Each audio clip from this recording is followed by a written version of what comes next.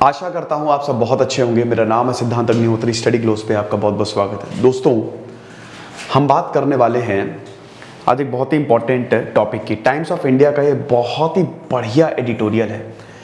इसने बहुत अच्छे से ये बताया है कि क्यों हमारे यहाँ पेट्रोल डीजल इतना महंगा है।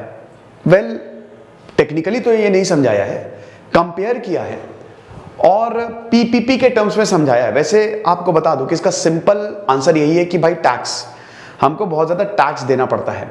ये क्यों देना पड़ता है, चलिए इसको समझने की कोशिश करते हैं। पहले हम कंपेयर करेंगे और हम ये जानेंगे कि भाई देखो, भारत में आपको ये पेट्रोल है, ये डीजल है, एलपीजी है। आपको पता है पेट्रोल डीजल और एलपीजी के दाम भारत में सबसे ज़्यादा है। पेट्रोल जैसे सेकंड हाईएस्ट आपको सबसे ज़्यादा पेट्रोल यहाँ पे मिलेगा, बहुत ज़्यादा है। ठीक है, पेट्रोल अब 100 पार हो चुका है। डेवलप्ड कंट्रीज में इतना नहीं है। तो सबसे पहले आप ये समझिए, ये पीपीपी, इसको समझना बहुत ज्यादा जरूरी है। आप बोलेंगे सर $5.2 $700 का पेट्रोल है। बेटा ये समझो, नॉमिनल और पीपीपी में फर्क समझो। परचेजिंग पावर पैरिटी इसको बोलते हैं। परचेजिंग पावर पैरिटी का मतलब क्या है कि देखो, जैसे नॉमिनल एक्सचेंज रेट क्या होता है। जैसे नॉमिनल एक्सचेंज रेट, भाई करेंसी, जिस करेंसी पे तुम ट्रेड करते हो, जैसे $1 = ₹75 है। ठीक है, तो ये आपका एक्सचेंज रेट हो गया। लेकिन पीपीपी एक हाइपोथेटिकल करेंसी है। आईएमएफ ने इसको बनाया है, इंटरनेशनल करेंसी है, जो ये बताती है कि आप उस करेंसी से, जो भी आपके देश की करेंसी है, आप कितना ज्यादा खरीद सकते हो। फर्ज के तौर पे कि जैसे $1.57 करके अगर बात करते हैं, ये पोटैटो के प्राइस हैं।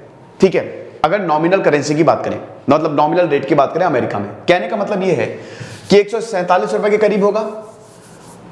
147 रुपए से, ₹147 से आप अमेरिका में 1 किलो आलू खरीद सकते हो।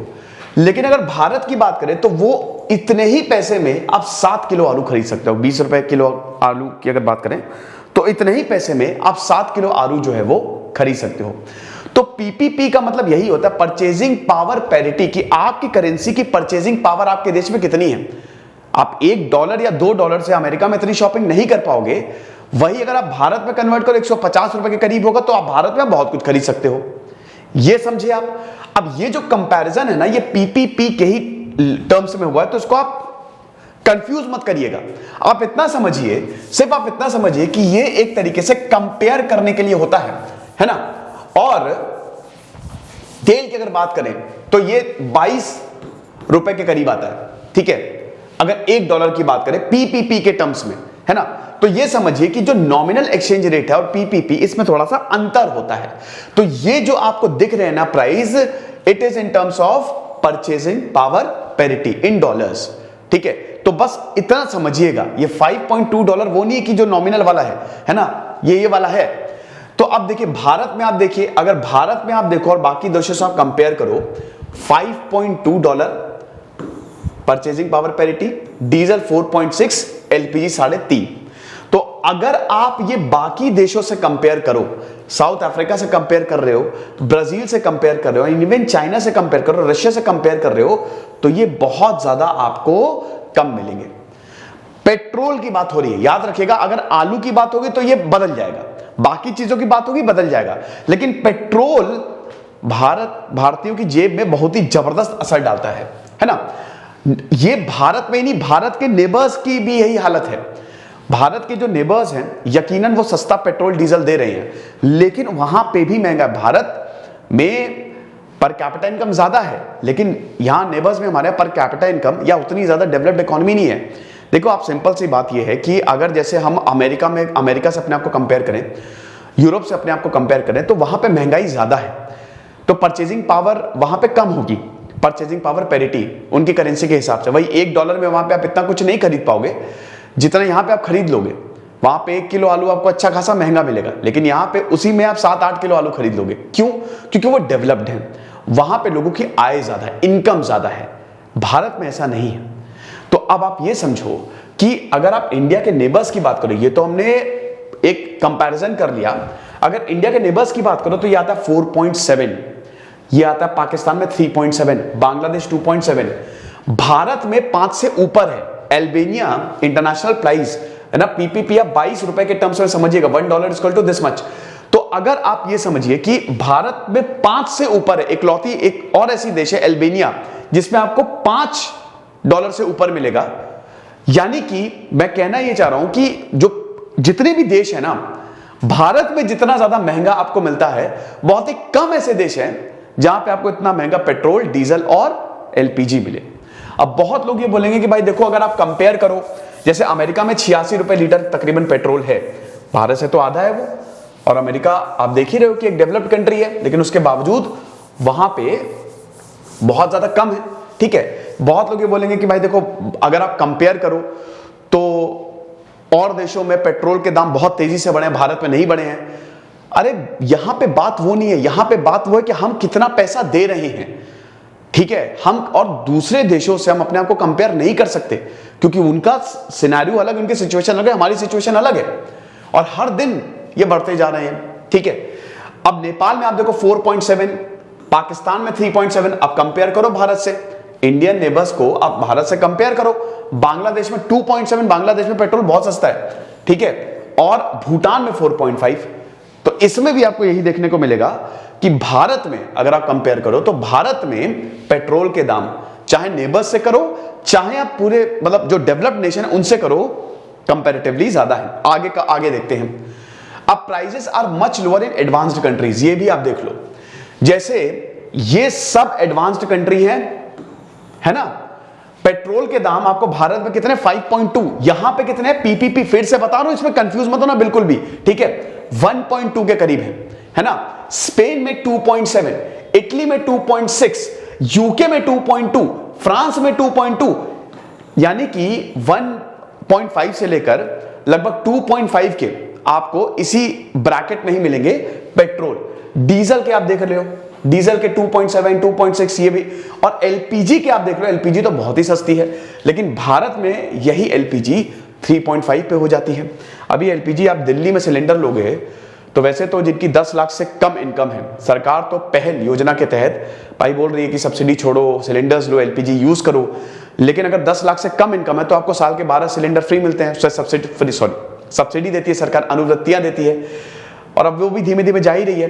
अब उसमें दिल्ली में आपको जो यहाँ पे 950 के करीब मिलेगा। ठीक है, ये पर लीटर के हिसाब से एलपीजी भी वो 950 के करीब मिल रहा है अभी जो एलपीजी सिलेंडर है, लेकिन बाकी देशों में उससे आधे से आधे प्राइस में मिल रहा है। ओके, लेकिन अगेन वही बात आ जाती है ना कि ये सारे देश डेवलप्ड है। ये एक आर्गुमेंट दिया जा सकता है कि भाई देखो, हम इन देशों से अपने आप को इसलिए कंपेयर नहीं कर सकते कि ये सारे देश बहुत ज्यादा डेवलप्ड हैं, हम उतने डेवलप्ड नहीं हैं। अब जैसे फ्यूल की बात करते हैं, अब जैसे फ्यूल, पेट्रोल, डीजल एक बहुत इंपॉर्टेंट फ्यूल है। कोयला हमारे, जैसे कोयला सबसे बेस्ट, कोयला जैसे अब हमारा 75% कोयला से एनर्जी जनरेट होती है, जो इलेक्ट्रिसिटी आती है ना उसका 75% एनर्जी कोयले से आती है। न्यूक्लियर कहते हैं ना, न्यूक्लियर एनर्जी लेके आओ, न्यूक्लियर पावर प्लांट लगाओ। भारत में न्यूक्लियर पावर प्लांट खाली 1% एनर्जी जनरेट होती है। यही अगर आप फ्रांस में देखो तो फ्रांस में 95% के करीब जो एनर्जी आती है वो आपके न्यूक्लियर एनर्जी है, न्यूक्लियर पावर प्लांट से आती है। तो ये देश डेवलप्ड हैं, ये आर्गुमेंट एक दिया जा सकता है। बहुत ज्यादा, जापान एक डेवलप्ड नेशन है, इसलिए वहां आपको फ्यूल प्राइसेस के दाम कम देखने को मिलेंगे। लेकिन बड़ी बात यह है कि डेवलपमेंट और फ्यूल प्राइसेस से लेना क्या है? क्या कोई नेशन ज्यादा डेवलप्ड होगा तो क्या फ्यूल प्राइसेस कम लेगा वो? नहीं, बांग्लादेश में भी पेट्रोल बहुत सस्ता है, पाकिस्तान में भी हमसे सस्ता है, नेपाल में भी हमसे सस्ता है। इसका बात हम आपको थोड़ी, इसकी जवाब हम आपको थोड़ी देर बाद देते हैं, ठीक है। अब ये आप प्राइसियस कंट्री देख लीजिए, बुरुंडी, सेंट्रल अफ्रीकन, मालावी, ये सब आपको यहां पे आपको प्राइसेस अच्छे खासे मिलेंगे। देन उसके बाद जहां पे प्राइसेस सबसे कम है भाई, ईरान में तो डेफिनेटली वहां पे पेट्रोल बहुत सस्ता है, पानी महंगा है। लीबिया, कतर, डीजल आप देख लीजिए, डीजल तो ईरान में फ्री ही है लगभग, ठीक है। लीबिया, ईरान में बहुत ज्यादा तेल होता है, अगेन कतर, ठीक है। गल्फ कंट्रीज में आपको पेट्रोल काफी सस्ता मिलेगा। अब आपको ये चीज देखनी है, आपको ये चीज समझनी है। यहां पे एक भारत का यहां पे दिया हुआ है, हाँ भारत में यहां पे आपको दिया हुआ है, समझिए। जो मैंने आपको बताया था ना कि क्या डेवलप्ड नेशन और क्या हमारी जेब से क्या नाता है। देखिए, भारत में हमारा फ्यूल डिपेंडेंसी बहुत ज्यादा है, इसीलिए हम पैसा दे रहे हैं। अगर आप इन डेवलप्ड नेशन पे जाओ, ये आप देख सकते हो ना, फ्यूल, ये अफोर्डेबिलिटी इज द की, सबसे इंपॉर्टेंट है अफोर्डेबिलिटी, कि भाई कहां पे कौन कितना अफोर्डेबल है। हम फ्यूल को अफोर्ड कर रहे हैं, हम अपनी इनकम का कितना % हिस्सा जो है वो तेल को दे रहे हैं। डेवलप्ड कंट्रीज में फ्यूल अफोर्डेबल है, जहां पे इसकी डिमांड ज्यादा है वहां पे प्राइस ज्यादा होंगे। और जैसे ये डेवलप्ड कंट्रीज है, यहां पे आपको पब्लिक ट्रांसपोर्ट ज्यादा देखने को मिलेंगे, लोग पब्लिक ट्रांसपोर्ट ज्यादा यूज करते हैं, लोग अपनी कार को ज्यादा यूज करते हैं, बाइक वाइस को ज्यादा यूज करते हैं। तो पेट्रोल की नीड है, लेकिन उतनी ज्यादा नीड नहीं है जितनी भारत को है। भारत में सब कुछ पेट्रोल डीजल से चलता है। यहां पे आपको इलेक्ट्रिक इंजन में भी वैसे डीजल तो यूज होगा ही होगा, बट यहां पे भी इन डेवलप्ड कंट्रीज में, जैसे भारत में रेलवे बहुत बड़ा नेटवर्क है, भारत की लाइफलाइन है रेलवे। अमेरिका में नहीं है ये। अमेरिका में रेलवे का इतना ज्यादा महत्व नहीं है, लोग या तो फ्लाइट से जाते हैं या फिर वो जाएंगे कार से, और अमेरिका काफी बड़ा देश है भाई। तो आप ये समझो कि ये परसेंटेज ऑफ डेली इनकम है। स्पेन में एक आम इंसान खाली 2.2% पेट्रोल पे देगा, वो डीजल पे 2.2%, जितना उसका पैसा आ रहा है ना, और 100 रुपए आ रहे तो 2 रुपए खाली वो पेट्रोल पे खर्च करेगा, डीजल पे 2 रुपए खर्च करेगा। वो इतना अफोर्डेबल है। एलपीजी में ये देख लीजिए आप, ये डेवलप्ड कंट्रीज में कंपैरिजन देखिए, सब 2-2%, 1-1%। अब बेटा आ जाओ भारत पे, जो डेवलपिंग, अरे यार, एक तो जो डेवलपिंग नेशंस हैं, अब बेटा उस पे आ जाओ। अब आप भारत पे देखो, भारत में जो 1/4 अफोर्डेबिलिटी है, मतलब 1/4 हम पेट्रोल में देते हैं, लगभग 24% के आसपास, यानी कि अपने कमाई का लगभग इतना पैसा हम दे देते हैं पेट्रोल में, जो हमारी इनकम हो रही है।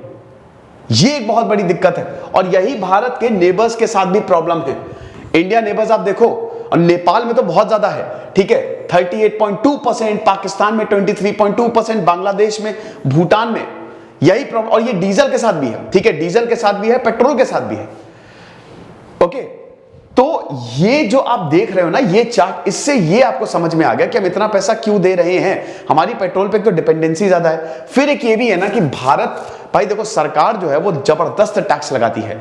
इन देशों में आपको इतने कम प्राइस इसलिए भी देखने को मिलेंगे क्योंकि टैक्स यहां पे बहुत ज्यादा कम है, अगर पेट्रोल की बात करें। फिर एक और चीज है, भारत पेट्रोल का प्रोड्यूसर नहीं है, कुछ जगह होता है, लेकिन जैसे अमेरिका ने तेल निकाल के भाई अपने आप को सेल्फ सस्टेन कर लिया है ना। तो अगर इन डेवलप्ड देशों की बात करें तो ये जैसे जो तेल का प्रोड्यूसर होगा, जैसे ईरान में आप देखो, वहां पे बहुत तेल प्रोड्यूस होता है, ठीक है, तो जहां पे जो चीज बहुत ज्यादा प्रोड्यूस होती है वहां पे सस्ती होगी। लेकिन ये बिल्कुल बात सही है कि भारत में टैक्सेस बहुत ज्यादा लगाए जाते हैं, इसीलिए इनके प्राइस जो हैं वो बढ़ रहे हैं। फिर हमारी हद से ज्यादा फ्यूल पे डिपेंडेंसी, फ्यूल पे हमारी बहुत ज्यादा, जैसे यहां पे तो लंबी लाइन पेट्रोल पंप पे लगी रहती है, वहां अमेरिका में ऐसा नहीं है, यूरोप में ऐसा नहीं है। बट अगेन वही बात कि क्या हम अमेरिका है? नहीं है, हम तो भारत है, तो हमको तो अपने ऊपर फोकस करना चाहिए। तो सरकार को करना क्या चाहिए? सरकार को रेगुलेट करे भाई। सरकार ने तो सब कुछ मार्केट पे छोड़ दिया, सरकार टैक्सेस कम करे, क्योंकि जहां 110 से ऊपर गया पेट्रोल, ठीक है, फिर लोगों का दिमाग उड़ जाएगा, क्योंकि जब तक इलेक्शंस थे तब तक तो पेट्रोल के दाम बढ़े नहीं भाई। पेट्रोल डीजल देखिए, ये आप देख सकते हो ना, 23.5% अफोर्डेबिलिटी है यहाँ पे। ये daily income, percentage of daily income का इतना, एक 100 रुपए आ रहे तो 24 रुपए का पेट्रोल भरवा रहे हो, आप समझ रहे हो? तो यानी कि ये बहुत सिग्निफिकेंट है भाई, ये एक बड़ा पार्ट है ये। और ये जैसे जैसे पेट्रोल के दाम बढ़ेंगे ना, ये भी बढ़ेगा, ये वाला हिस्सा भी बढ़ेगा, तो लोगों का दिमाग उड़ेगा। पेट्रोल की वजह से भारत में सरकारें चली जाती हैं, तो ये देखना पड़ेगा। देन उसके बाद बुरुंडी को देख सकते हैं, इट इज लीस्ट अफोर्डेबल, 181 के आसपास है। तो ये लेक्चर था, ठीक है, ये सब पीपीपी, परचेजिंग पावर पैरिटी के टर्म्स में कंपेयर किया है। याद रखिएगा कि नॉमिनल एक्सचेंज रेट अलग होते हैं, पीपीपी का अलग होता है, ठीक है, ये हाइपोथेटिकल करेंसी है, तो बस इतना ध्यान दीजिएगा। बाकी मैं आपको बिल्कुल रिकमेंड करूंगा कि टाइम्स ऑफ इंडिया का आप ये आर्टिकल जरूर पढ़ें। आर्टिकल नहीं, एक एडिटोरियल है, बहुत अच्छे से समझाया गया है। हालांकि मैंने तो समझा ही दिया, लेकिन जिनको पढ़ना है वो पढ़ें, क्योंकि इससे रीडिंग स्किल्स भी डेवलप होती है। और ये टफ आर्टिकल है, तो आप थोड़ा, जैसे मैंने तो आसानी से समझा दिया, जब आप पढ़ेंगे तो और भी और चीजें आपको पता चलेंगी। खुश रहिए, पढ़ते रहिए। इधर से सिद्धांत अग्निहोत्री साइनिंग ऑफ। कल मैं लाइव आ रहा हूं, तो भाई टी शर्ट गिव अवे तो होगा ही होगा, साथ ही साथ कुछ सरप्राइजेस भी हैं आपके लिए। Thank you so much.